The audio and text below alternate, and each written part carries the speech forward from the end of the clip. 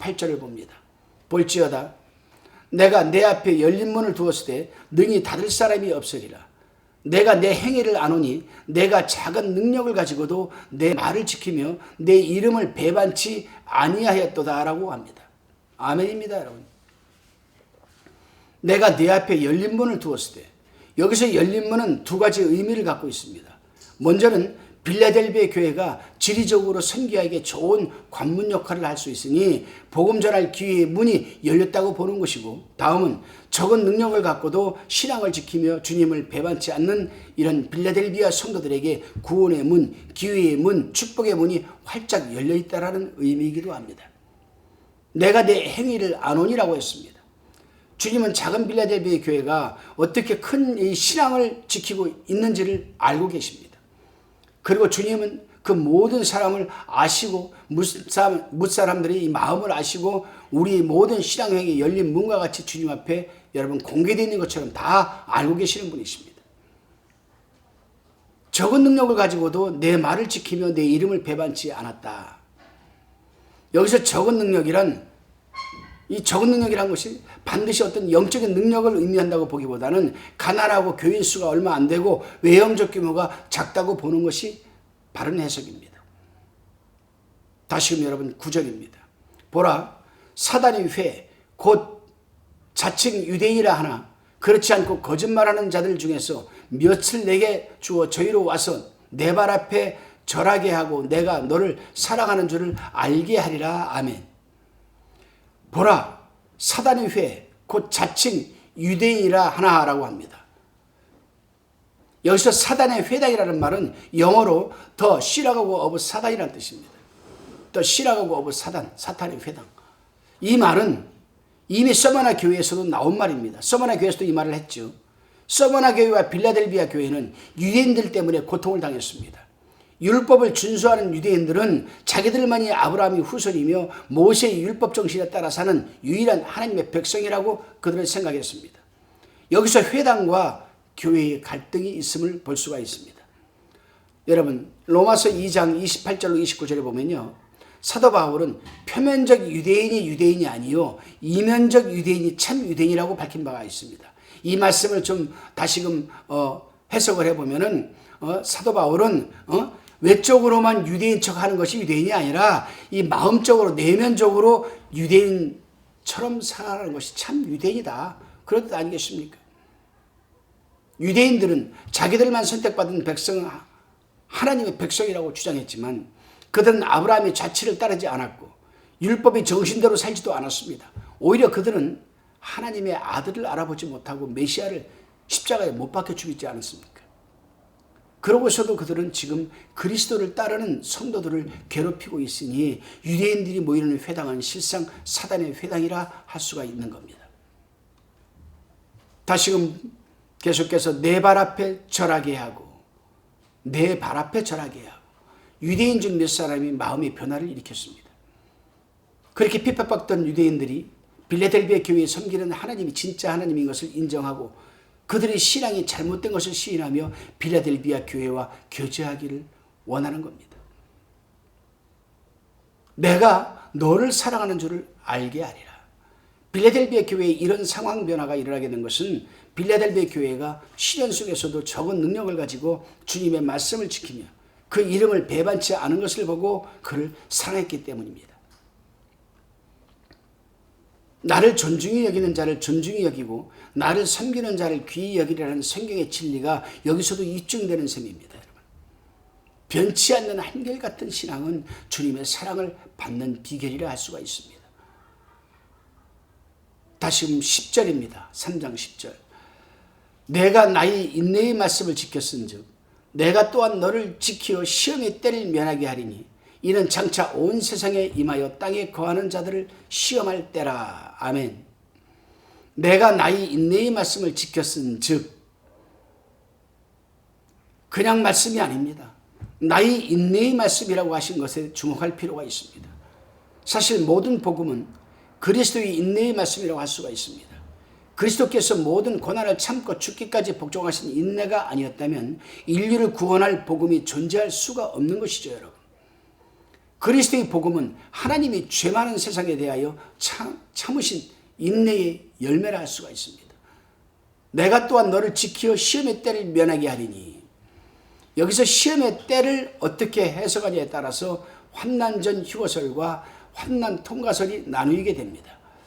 여러분, 천년왕국설에 보게 되면은 또 천년왕국과 관련해서 휴거설이 나오죠. 근데 성경은 환난 전 휴거를 말하는가 아니면 환난 통과설을 말하는가 분분합니다, 의견들이. 시험을 지진과 같은 천재지변으로 황제의 핍박으로 보는 견해와 7년 대환난일 때의 시험으로 보는 견해가 있습니다. 그런데 이 시험이 황제의 핍박과 같은 일반적인 시험이라고 볼 수 없는 것은 장차 땅에 거하는 모든 사람에게 임하는 시험으로 되어 있기 때문입니다. 본문이 여러분. 전 지구촌 주민에게 임하는 시험이라면 재림 직전에 있을 대환난의 때의 시험이라고 밖에 볼 수가 없습니다. 그래서 우리는 성경을 해석을 할 때 여러분, 헬라어로 본문을 잘 살펴보고 이것이 여러분 과거 완료 시제로 되어 있는가, 문장이 또 과거 시제로 되어 있는가, 현재로 되어 있는가, 현재 진행형으로 되어 있는가, 미래로 되어 있는가, 미래 진행형으로 되어 있는가, 이 말씀을 우리는 잘 살펴봐야 됩니다. 그래서 우리가 황제의 핍박으로 볼 수밖에 없는 것, 이제 볼 수가 없는 것은 장차 땅에 거하는 모든 사람에게 임하는 시험으로 본문이 되어 있기 때문에 여러분, 재림 직전에 있을 때 환난의 때의 시험이라고 우리는 여러분 해석을 해야만 된다 이 말입니다. 여러분,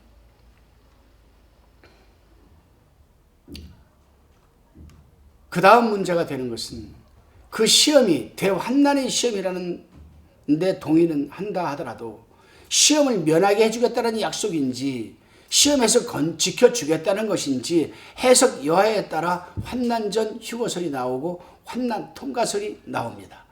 여러분이 굉장히 중요한 거거든요. 요한계시록을 강의하는 데 있어서 몇 군데 굉장히 중요한 말씀들이 있습니다.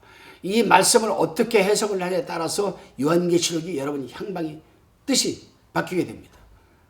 자유주의가 될 수 있고 개혁주의 보수주의가 될 수 있고 뭐 하여튼 여러 가지 해석들이 나오고, 그래서 요한계시록이 참 해석하기가 힘든 거지만은 충실하게 본문에 임하다 보면은 성경적으로 알 수가 있습니다. 영어로는 이 말씀이 I will keep you from the hour of temptation 이렇게 되어 있습니다. I will keep you from the hour of temptation. 빨리 읽게 되면 I will keep you from the hour of temptation. 이건 뭐냐? 시험의 때로부터 지켜주겠다라는 말처럼 들리게 되죠. 빌라델비아 교회처럼 인내의 말씀을 지킨 교회를 대환난 중에도 지키겠다는 해석이 가능하기도 한 말씀입니다. 그러나 원어가, 헬라어 원어가 away from, 무엇으로부터라는 뜻하는 아포가 아닙니다, 여러분. 여기서 away from이 아니라 out of, 탈출, 벗어나다. 그런 뜻을 가진 에크가 쓰였기 때문에 이 말씀은 환난 중에도 보호하겠다는 의미가 아니라 환난으로부터 벗어나게 하겠다는 하나님의 주님의 약속인 겁니다, 여러분. 굉장히 중요한 말씀이거든요, 여러분. 여러분 이 방송 들으시고 나서 이 부분을 계속 돌려서 한번 잘 몇 번 들어보시기 바랍니다. 교회는 대환난 전에 들림 받습니다. 휴거를 받죠. 이것이 환난 전 휴거설입니다. 물론 빌라델비아 교회가 인내하라는 주님의 말씀을 지켰으므로 주님은 그 충성이 무엇인가 보답을 하고 싶은 것입니다. 유대인들의 시험, 황제의 핍박 등의 모든 시험 중에서도 철저히 지키고 보호하여 시험을 이기게 하겠다는 약속으로 해석할 수 있습니다. 그러나 이 시험이 대환난의 시험 때는 그 환난을 면하게 해주겠다는 해석이 여러분 바로 바른 해석입니다. 올바른 해석이죠.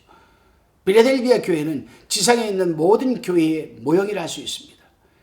그러므로 먼 미래의 환난, 즉 대환난도 그들에게 영향을 미치지 못한다라고 말씀함으로써 당면한 여러 가지 시험을 잘 견디라는 격려의 말씀이기도 합니다.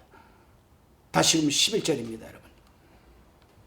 내가 속히 이 말이니 내가 가진 것을 굳게 잡아 아무나 내 면류관을 빼앗지 못하게 하라. 내가 속히 임하리니라고 했습니다. 속히 임한다는 것은 재림의 때를 정한 시간을 지연시키지 않겠다는 의미입니다.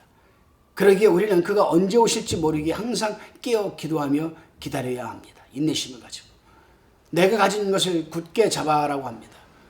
주님은 안전하게 지키겠다는 약속을 하셨지만 빌레델비아 교회는 더욱 분발할 필요가 있었습니다. 그들은 고난 중에도 인내의 말씀을 지켜 흔들리지 않는 신앙을 가지고 있었습니다. 그러므로 빌레델비아 교회의 장점인 이 선교 사역을 위해서 초지일관하게 굳게 잡고 선교를 이루어 나가라는 말씀입니다, 여러분.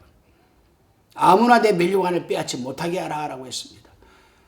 하나님의 선교를 위해서 일하는 것은 하나님의 면류관 상급을 받는 것인데 이같이 귀하고 귀한 일을 아무에게도 빼앗기지 말고 면류관 상급 받기까지 굳게 잡아 이루라는 말씀입니다.